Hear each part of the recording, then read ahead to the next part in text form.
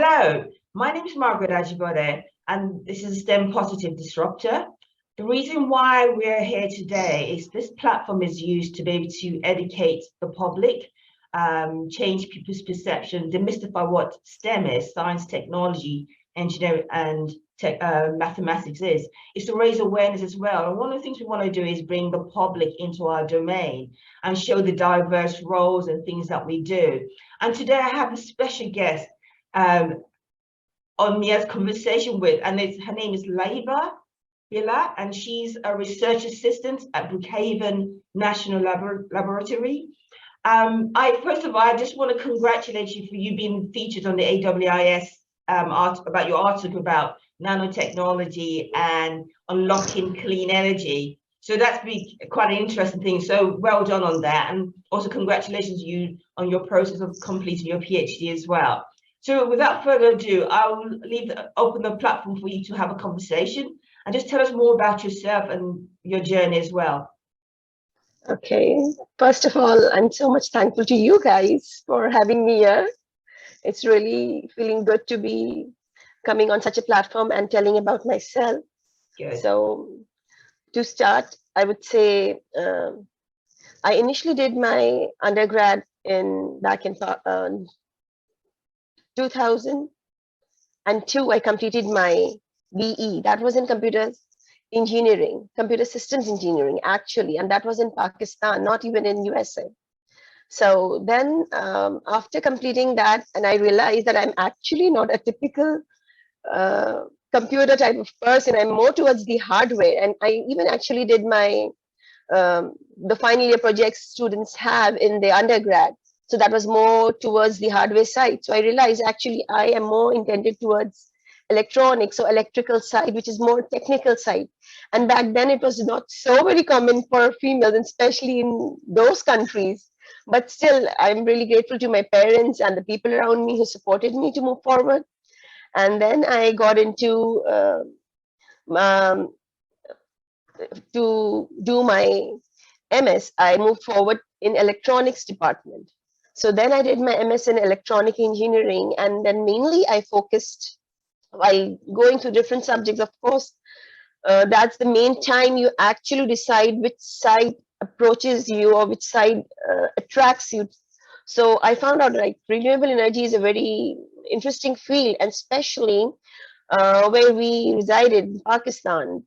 It's like we are very much blessed with sunshine. So yes, so that was a very good start to take my career from there. So I started doing my research in solar energy, and I actually designed a small photovoltaic system. Basically, what I did in that time was we designed a system that could be used for like as a teaching aid in the institutes. That was a very small setup actually, because that was at a university level. So after completing that, that was also I was very much appreciated for that, and it gave me more encouragement. Then later on, I got married, got into the family, so that gave me a little bit break to my career.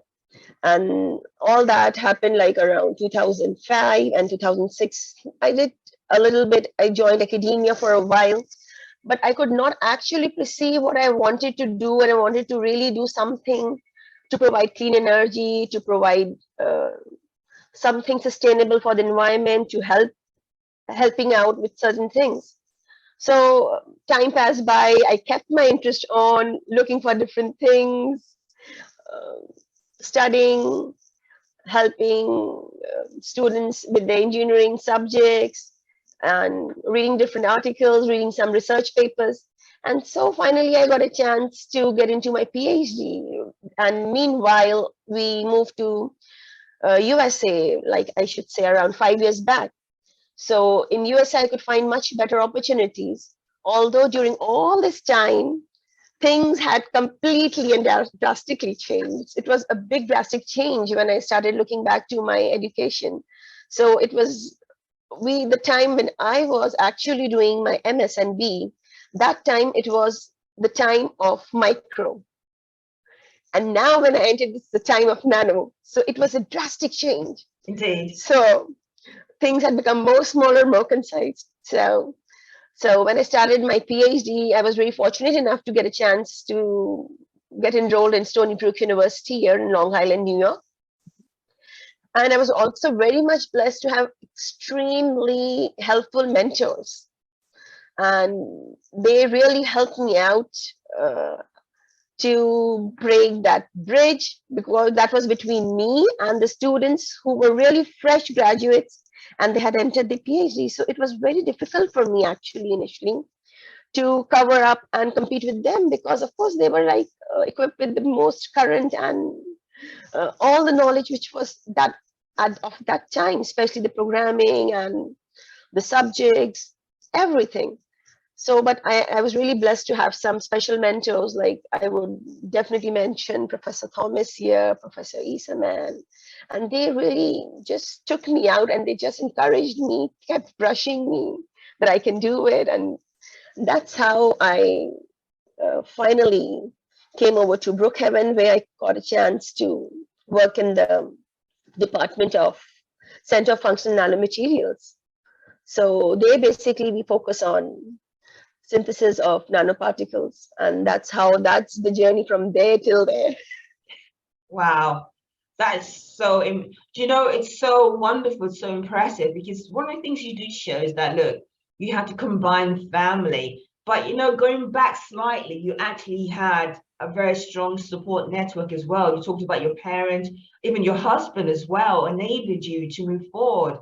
I mean, the thing they could see, although you also mentioned about not really sure where you really fit in the bigger scheme of things, but you're still keeping you engaged and keeping interest in seeing what was going on. And you know, the cultural change, but also what you started off with, you realize, hold on a minute, this is the new thing, nanotechnology is the way forward and how to do that.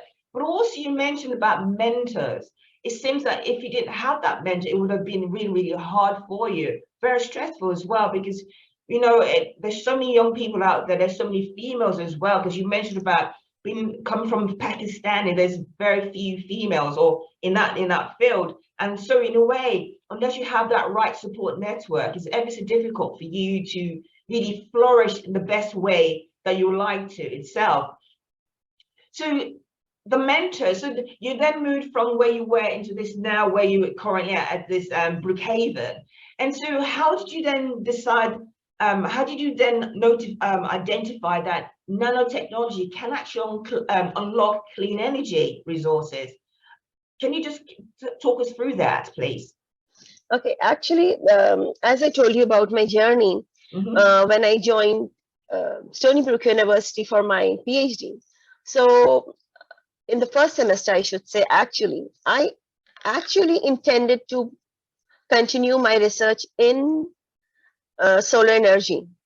So I took subjects of solar energy, and also before my prior research, like before joining into the PhD, I found out that the things like preparing the nanomaterial, sorry, not the nanomaterials, preparing the materials used in the solar cells were now based on nanos.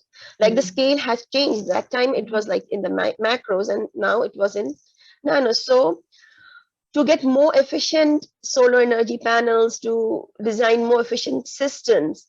So the way was to enter into the nanotechnology. So I took up courses, and then that's how I led towards working in this field actually. And then I got an opportunity. There was a team working in Brookhaven National Lab. They were basically working in the Center of Functional Nanomaterials department. They were working on the synthesis of nanoparticles, and the main objective was to work in the same area of clean energy. So that's how I boarded them and joined them. And then because we had the same approach, so I was like maybe a right fit for them. So I got boarded with them. Yes. Yes. That's good. So can you just explain? So how far have you got with the research? Because again, you know, you were featured with in the AWIS article magazine about this.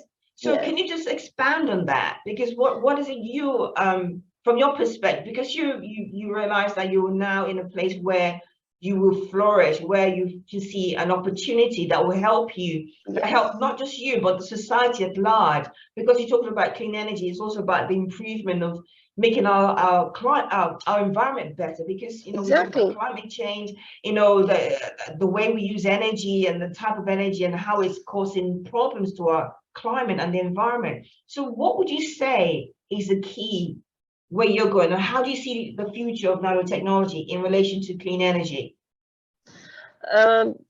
In short, if you talk about nanotechnology, it's being it's being used in every technology field, every circumstance, every department of engineering, science, and chemistry, everything. The scale has become so small. The things have gone into so depth because first everything was examined and seen just on the top surface, but now things have gone into depth.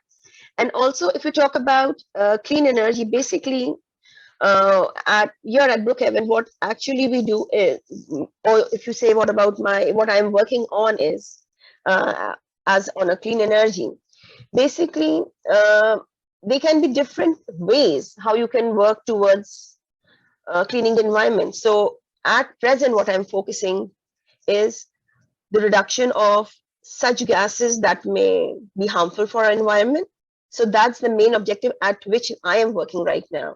For example, if you talk about radon, xenon, there are some noble gases which can be trapped and they can be reused. And also, for example, if you talk about radon gas, if you talk about like in places where basements or buildings underground, low level buildings, so the radon level is very, very high. And what basically they do at present, there are different pumpings for pumping out the air or pumping in fresh air. There's different such heavy systems being used in the underground to just keep the place radon free.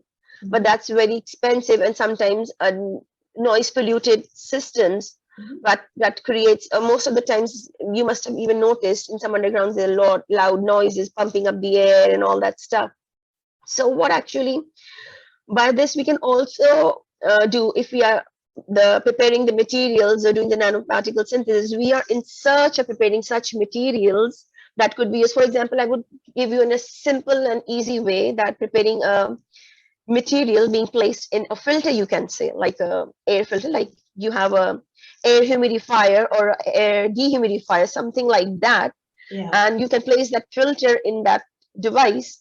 And for example, all the particles, like all the air is passing through that filter, and the material has to be in such a way that the dangerous gases being trapped into it, passing through the clean air through that system. So the filter, yes, the filter just cleans the air in the environment. So this is what we are presently working on. Okay. So, and how is that going right now? Because this is quite important, because we talk about clean energy and everyone has a different view as to how that's to be. And you said there are many different ways of doing the same thing. So you talked about the filters. Is there a special type of filter, or is it something that's very expensive? I don't know. Again, what I want to do is let the audience understand what you do and what you're trying to achieve and how it will help us in the future as well. Okay. If I talk about my work, basically, the filter I'm talking about, the material is still not present, but we are in the stages of doing experiments in preparing that material. And we have used some materials, but of course, it has to be scaled up for a larger level. So we have tried some experiments on the lower level, like in this, you can say in the small setup of the XPS. It's like a small chamber with a small amount of material and small samples to see if we are able to actually trap noble gases. So it does work. But of course, doing something in the lab and bringing out into the market is a complete different situation. Because when we prepare a material, we go through different steps. For example, if you are placing the material in an XPS system, that's an electron spectroscope. So it's a vacuum chamber. The sample we have prepared, sometimes we have to heat it up. We have to burn it for the carbon or for the to clean the material. Actually, we have to do different processes through that. So of course, we have done some experiments through which we are able to trap gases. But of course, to transforming those materials into a scaled up material, bringing up into the market. Now we are in that process to prepare that, to work on that, to focus more on that. So that's the main target, actually, yeah, to scale up the synthesis. Exactly.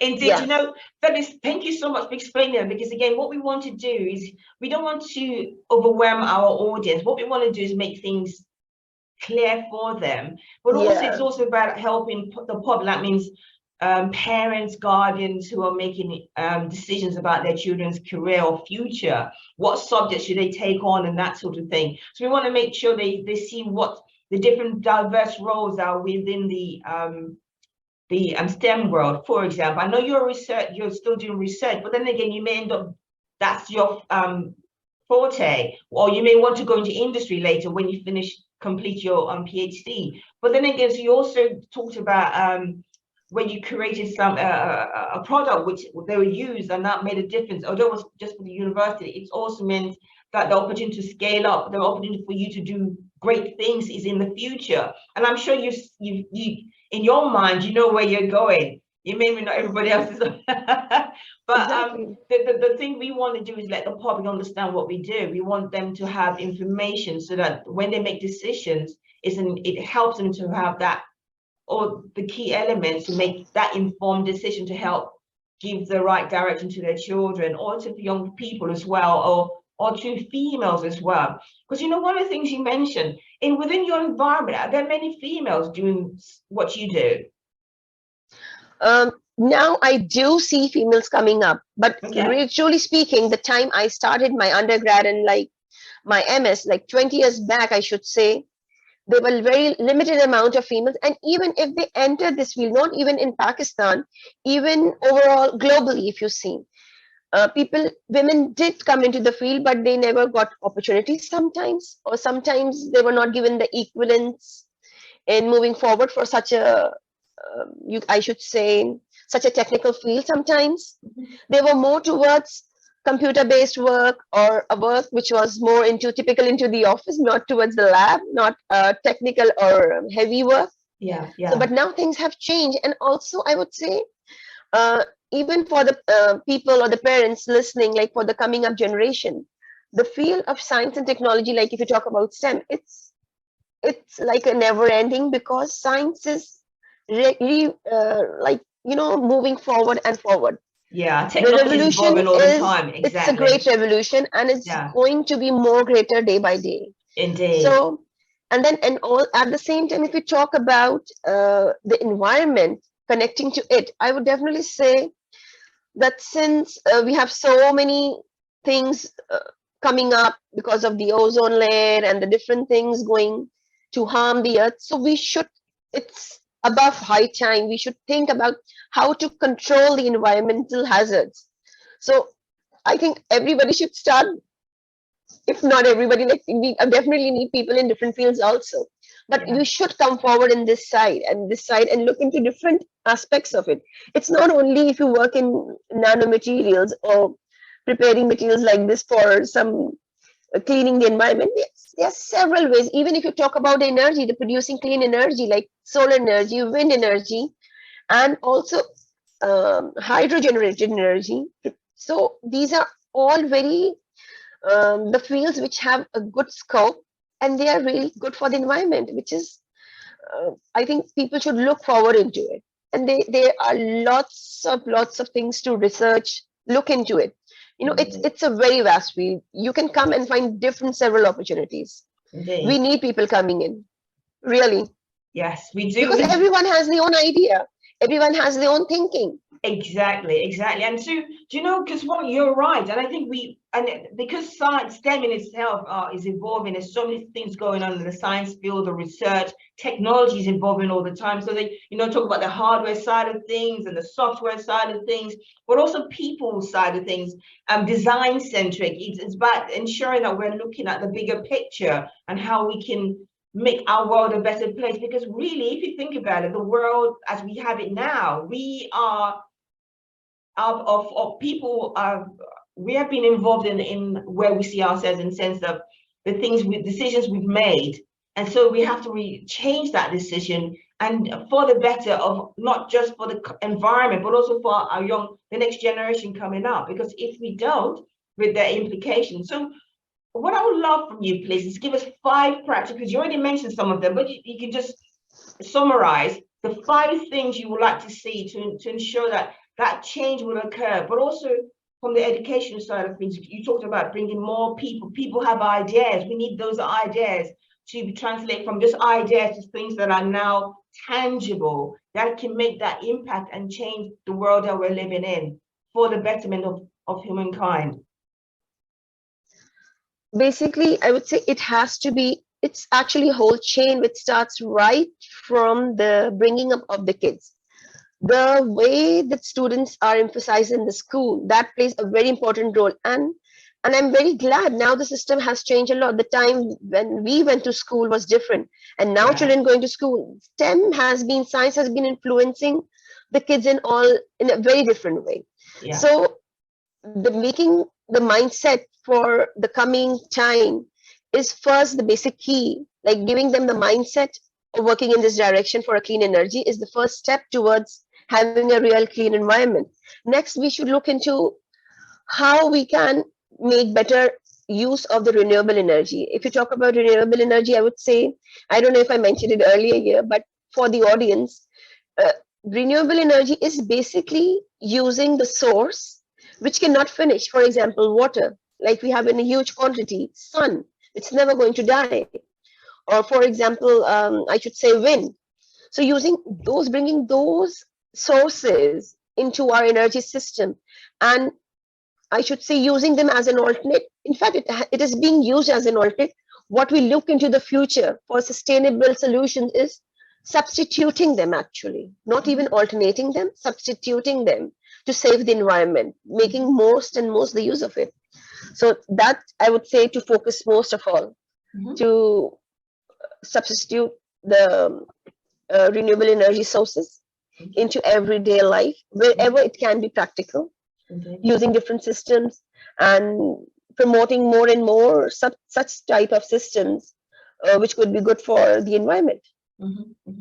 Indeed, it's so true. It starts from the very beginning. We cannot miss that. We can't start in the middle. We need to make sure that it's about educating, really. It's changing people's way of thinking and seeing the need for us to bring change, but in a positive way. It's no longer about the profit margin. It's no longer about us saying, oh yeah, this is a quick fix. It's about the long-term ideas and tools that will help us improve our environment, not just for us today, but also for the next generation coming through. And I'm so grateful to you, Laiba, that you came on board and you had a conversation. I know it's very short, but really, you're golden nuggets have been passed on, and I really would appreciate.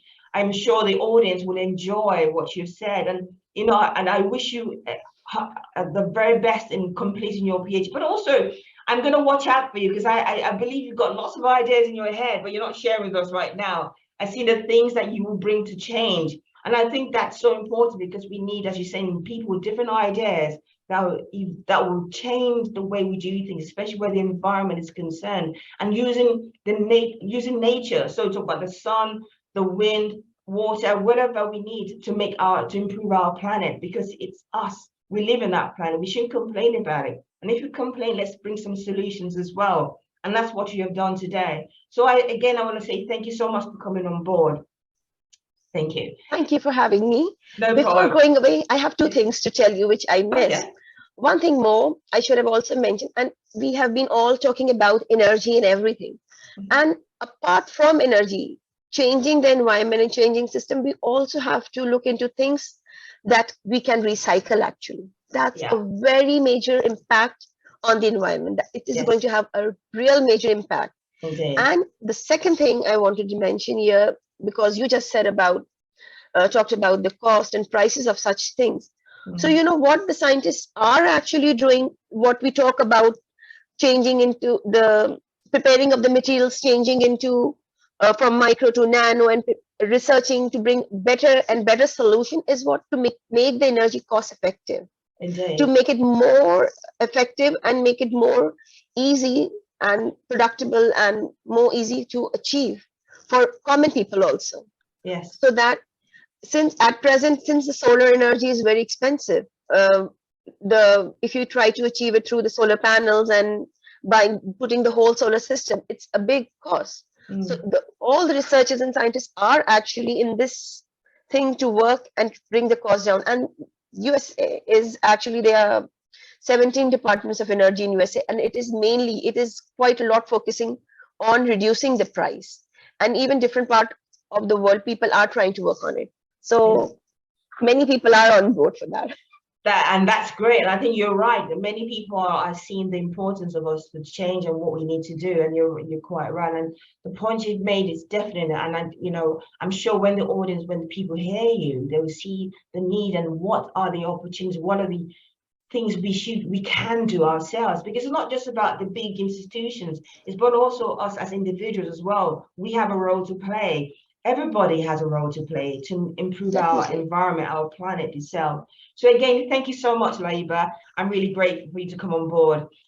Again, this is Margaret Ajibade, the STEM Positive Disruptor. The reason why this platform has been set up is we want to educate our audience, we want to raise awareness, change people's perception, demystify what science, technology, engineering, and mathematics is.